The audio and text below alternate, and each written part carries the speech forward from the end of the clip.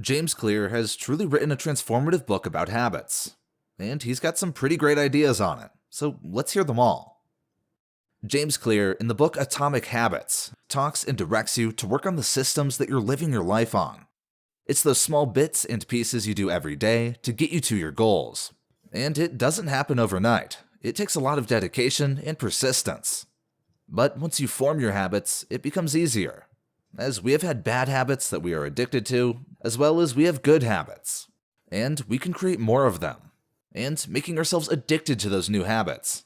And it's this guidebook on how to do it. Probably we have to start from 4 main points on forming good habits. First is making it obvious. Secondly, you have to make it attractive. Then it has to become easy. And finally, creating an environment for immediate satisfaction. Making it obvious. As simple as it sounds, you have to create an obvious environment for your new habit you want to form. For example, if you want to lose weight, instead of buying potato chips, buy something that is lower in calories for snacks. So now, when you're at home and you're craving a snack, you have an apple, which is healthier and less in calories. So that's it. Make it obvious. Moving on, making it attractive. Sometimes it's hard to study or work for long hours, or to do necessary work you have to do. Well, it can help by making your task more attractive.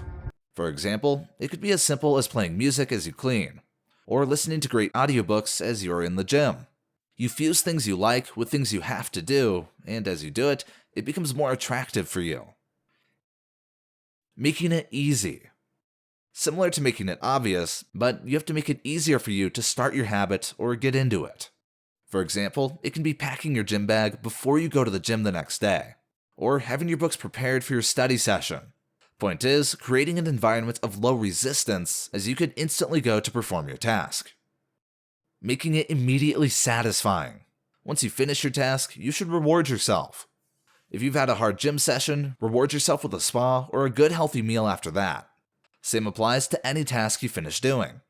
That way, your brain wires a reward system for your habit that it instantly begins programming itself for wanting to perform that task for all the rewards you will receive after that. So, reward yourself. Keep in mind that it takes around a month to build a new habit, and that first month is usually the hardest, because you'll begin wiring your brain. Once your brain has all the connections made, habit becomes the usual thing, and you begin performing it automatically, which is great. Not doing your habit becomes a signal of pain to your brain. And as humans, we try to avoid pain as much as possible. Another great tip is to form an identity. What does that mean? You set goals and determine the actions they should take to achieve those goals, without considering the beliefs that can drive your actions. You have to shift your beliefs according to your goals, and not the other way around. You should start from the inside and build up that way. The goal is not to read a book, the goal is to become a reader. The goal is not to run a marathon, the goal is to become a runner. The goal is not to learn an instrument, the goal is to become a musician. Many people walk through life in a cognitive slumber, blindly following the norms attached to their identity. As James Clear states, over the long run, however, the real reason you fail to stick with habits is that your self-image gets in the way. This is why you can't get too attached to one version of your identity. Progress requires unlearning. Becoming the best version of yourself requires you to continuously edit your beliefs and to upgrade and expand your identity. Your identity emerges out of your habits.